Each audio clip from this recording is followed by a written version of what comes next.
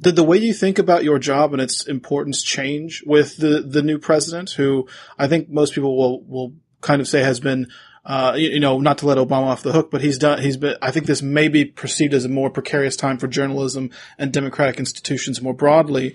As an independent journalist, did this view of your role change on November 8th last year? It did not. The view of my role didn't change.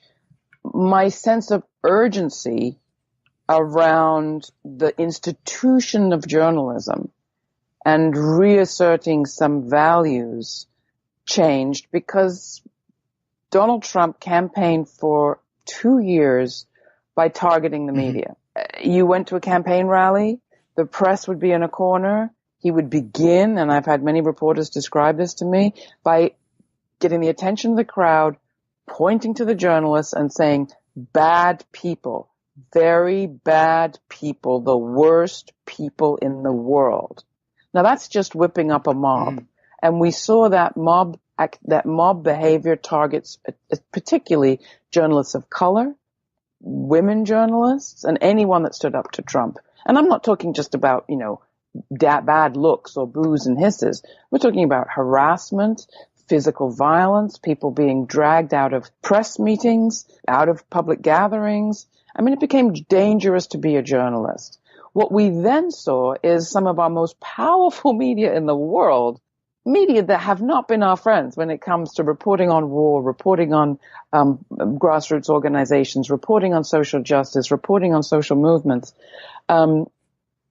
Media like the New York Times, the Financial Times, the Wall Street Journal, MSNBC, the networks, some of the most powerful media in the world say that they were the victim, that therefore under attack, they needed more power and support. And while I was excited to see people subscribing to papers and understanding the value of having a newspaper subscription, I also saw yet again the kind of eclipsing of the very media that had been out there covering the roots of this kind of white supremacist mob that Trump was able to feed into. And frankly, the roots of the kind of sense of grievance that Trump was able to plug into. It wasn't the New York Times or the Wall Street Journal or, CNN who had been covering across the country the militia movement,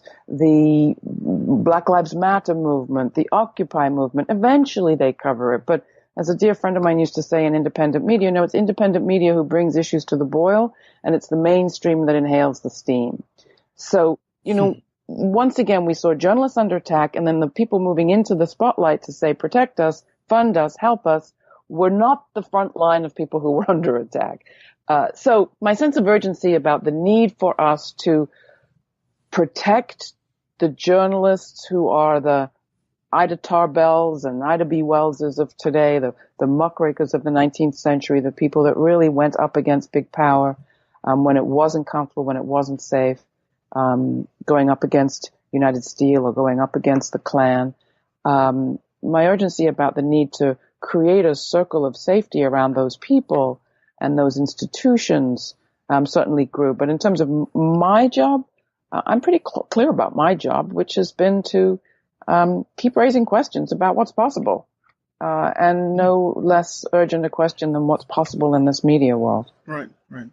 Well, I want to turn to your kind of alternative vision for the next system of media. Inevitably, when we talk about alternative forms of media, in some sense, we have to talk about alternative forms of funding this media. On the one hand, we talked a little bit about the funding structures, the clickbait, the kind of corporate ad-driven types of journalism. What kind of funding and ownership models do you think would be a good cure to this kind of ad-driven media system that has kind of emerged today? Well, now I'm going to give a very Garo Parvitz kind of an answer, which is we need many. We need to try many possible experiments and see which ones work. So that being said, obviously there's not one. I think there are many. There are a couple of core things. And just to run through a few things that I mentioned in the article, I talk about state funding. There is a place for government support for public interest media. And yet at the same time, we don't want state control. So when we're talking about public media, we have to think about how do you get public support without public control. Again, going back to my experience in the UK, the BBC is a very wonderful organization in many, many ways. It has reporters all around the world. It still covers the world. That's what you get from a colonizing nation. It knows there are parts of the world that are different and has, relations in those parts of the world. But if you happen to live on the colonized side of that equation, the BBC coverage has not always been your friend. So my friends in Northern Ireland would say there was a lot wrong with BBC coverage of what was happening in their streets. So how do you have public support without public control or government control? I think I mentioned in the piece, Dean Baker at the Economic Policy Institute, he has said years ago, he said, why don't we have a checkoff on our taxes, where people could dedicate a certain amount of money, everybody would get the same, say $200, to the media outlet of their choice, the nonprofit media outlet of their choice. So you'd be using the federal taxation mechanism to generate a pool of money that would be directed by the individual, not by the state. So that's, one sort of idea.